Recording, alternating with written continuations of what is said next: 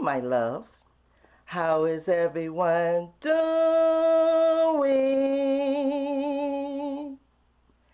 Fine, I hope. Okay, guys, so today's video is a room tour of my living room for 2020 Valentine's Day. Okay, guys, so I just did a little bit. I didn't do too much. I just thought I would come on and show you guys before I put everything away for Valentine's Day. So you could see what the little touches I just did around the room. Like I said, I didn't do a lot. I wanted to tell you guys about these roses.